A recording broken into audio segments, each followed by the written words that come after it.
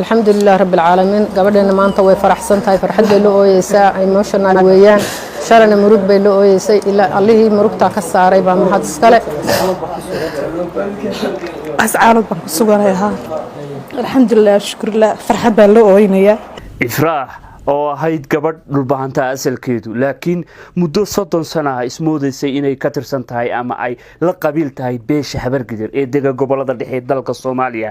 xalfadaas waxa ay ka dhacday gobolka Sool odayaashii gabadha dhalay adeeradeed iyo qabiilka beesha dhulbahante ayaa si heer sare u soo dhaweeyay iyada oo farxadda wajigeeda laga dheehan karo dabcan ifraax waxa barnaamijkeeda faafiyay aan u mahad celinaynaa barnaamijka ilintir la dhahay ee uu hogaamiyo ama uu tafaftiraha ka yahay Cabdi Casiis Riyali wiilkaas oo ah wiil reer Muqdisho ah bay u mahad celiyeen odayaasha beesha dhulbahante iyaga oo Cabdi Casiis ku tilmaamay wiil boqor ah oo ummadda kala luntayna isku raadiya dabcan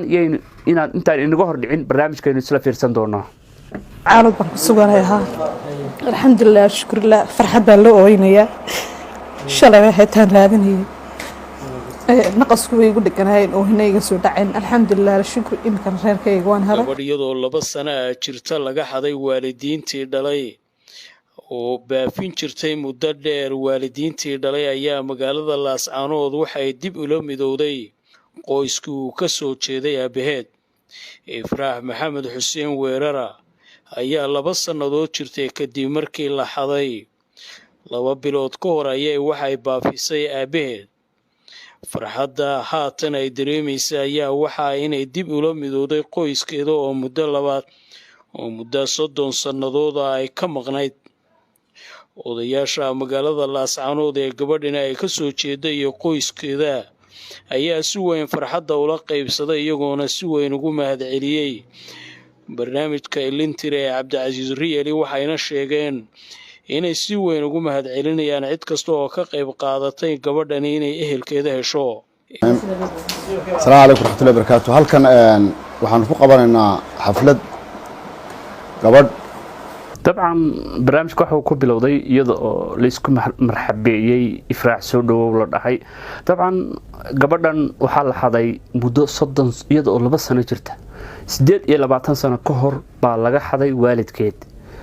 طبعا gabadha oday weerar nin la dhahaa dhalay oo ku noolaa ka tirsanaa beesha dhulbahante ee degta especially gobolka Sool odaygani waxa uu ka tirsan yahay beelaha beesha dhulbahante gaar ahaan Maxamuud Garaad waa nin ugaadhiyahan ah waa nin reer cilmi ah طبعا weerarkaas saas weeye oo okay طبعا marka halka ay mareysay Ifraax 28 sano ka hor la xaday marka waxay jirtay 2 sano cunug jiro la xaday waad garan kartaa 28 sano waxay la soo kortay qoys aan ahayn qoyskeedii طبعا waxa laga yaabaa in tacadiye ay dhaceen dhibaatooyin ay ku dhacday markii ay hadda heshay familkii aabaheedu ka soo jeeday gabadha ilinteedii waa la celin waayay aad iyo aad been u faraxday oo emotionally aad bay u oysay ka luntay waqti hore reerkoodii maantana dib ula midowday gabadhaas waxa la yiraahdaa Ifraax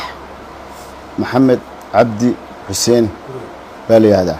dadkan waa walaaladeed waa ilmaadaradeed adeeradeed iyo awowgeed oo halkan fadhiya dhinacayga Gaar Xuseen Cabdi baa la yiraahdaa aabaheedna waxa loo jiray Maxamed Xuseen Cabdi maanta waxaan halka ka cadeynaynaa inay familigoodii la dib ula midowday oo waqti dheer ay raadinaysay intaas waxaan u sheegaynaa dadkii hore u baafiyay inay ogaadaan inay gabadhaas reerkoodii dib ula midowday maanta ka bacdina aysan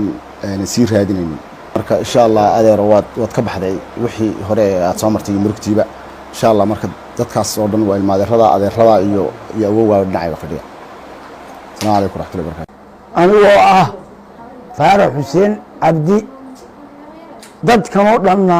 waalid u ah waalay beertoodii ay yihiin waxaan idin sheegaynaa ummadda Soomaaliyeed iyo xafladaba inay Ifraax Maxamed Xuseen Cabdi ay ka mid noqotay dadkoodii heshay dibna aanay u doonayn aanu ku faraxsanahay ilaaha noo keenay mahadnaqayno iyo ummadii na fahansiisay ummadda Soomaaliyeed waa baabaaday meeshay doontay martay lama kala warhelin qofba marba warhelaya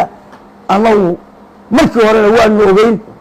inay dhalatay iyo in ay naga dhalatay markii dambe meelaan u raacdaan u garan weynay haddana waa helay ilaahayna waa u mahadnaqaynaa على محمد magacaygu waxaa weeye cabdirasaaq ibraahim xuseen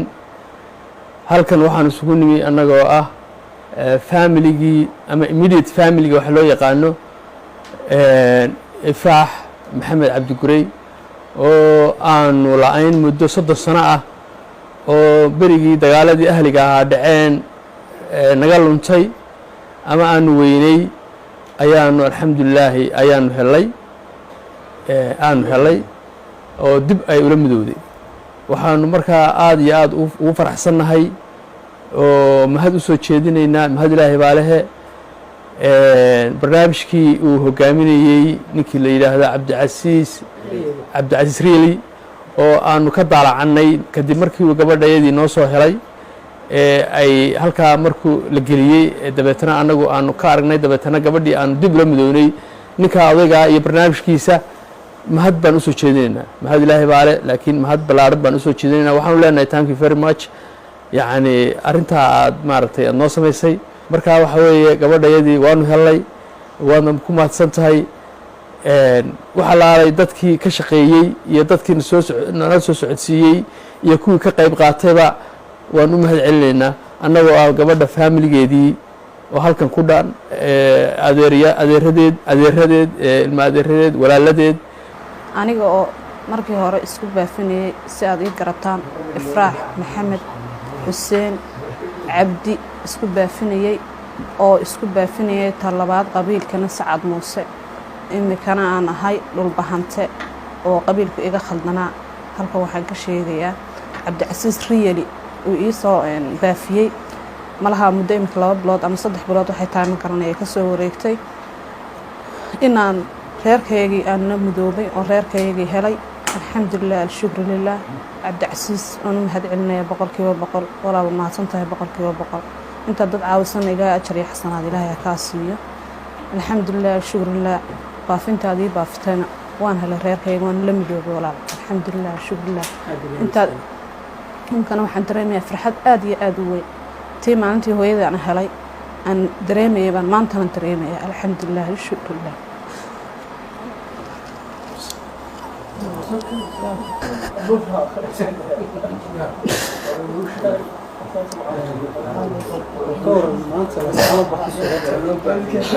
ascaanood baan ku suganahay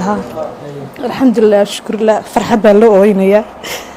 shalay waxaytaan raadinayay naqasku way igu dheganaayeen oo hinayga soo dhaceen alxamdulilah shukr imkan reerkayga waan helay waana la midoobay waana ku dhex jiraa inaan hargeysa ka tagay oon xamar tagay iminkana laascaanood hargeysan ka imid laascaanood baan joogaa reerkayga way soo dhaweeyey reerkayga baa yimiday ina soo kacay alxamdulilah shukrilah waxaan halkaan iskugu nimi xaflad aan ku soo dhaweynayno gabadheena oo naga maqnayd oo la yiraahdo ifraax maxamed cabdigurey xuseen weerara gabadhaas oo dhowr bilood ka hor iska baafisay miidiyaha cabdicasiis riyali waxaan ilaahay ugu mahadnaqaynaa inaan gabadheena dib isula madownay oo helnay wiilkaas iyo intii noo shargaraysana mahad weyn baan u naqaynaa mahadda hore ilaahay baa iskale midda labaadna janankaasa iskale iyo intii dadka noo baafisay alxamdulilah rabbilcaalamiin gabadheena maanta way faraxsan tahay farxad bay la ooyeysaa emotional weeyaan shalana murug bay la ooyeysay ilaa allihii murugtaa ka saaray baa mahad iskale alxamdulilah maasha allah sidaas iyo maaragtay dabcan waxaa jirta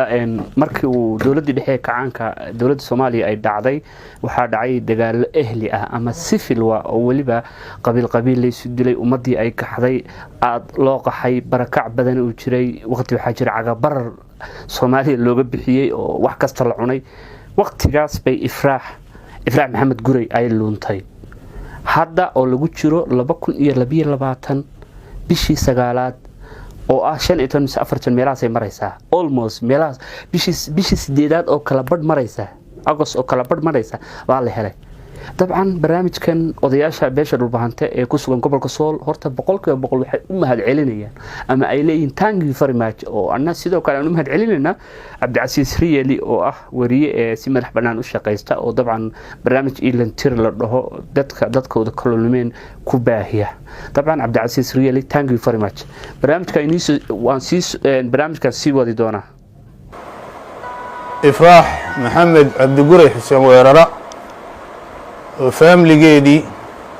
iyo ehelkeedii iyo xaafaddii ay ka dhalatay iyo adeeradeedii iyo awoowayaasheedii iyo walaaladeed halkan ku wada sugan yihiin in doorana aanu kala maqnayn waxaanu leenahay adeer aad iyo aad u soo dhowow ku soo dhowow reerkaagii faamiligaagii ehelkaagii aad iyo aad iyo gamco furan baanu kugu soo dhoweynaynaa in dooraanu kala maqnayn aad iyo aad intana waa awoowayaasha waa adeerada iyo ilmo adeerada iyo walaalada si gamco furana baanu kugu soo dhoweynaynaa cid kasta oo ka soo qayb qaadatayna aad iyo aad baanu ugu mahad celinaynaa assalaamu calaykum waraxmatullah bay yidhaahdeen halkan waxaanu sugnay xafladan gabadh la yidhaahdo ifraax maxamed cabdigure xuseen oo in badan naga maqnay muddo 30 sana oo aanu la'ayn mardii maanta ilaahay oo bisha 12 tahay mardii maanta ilaahay isugu haynkan alxamdulillaah rabbil caalamiin marka labaad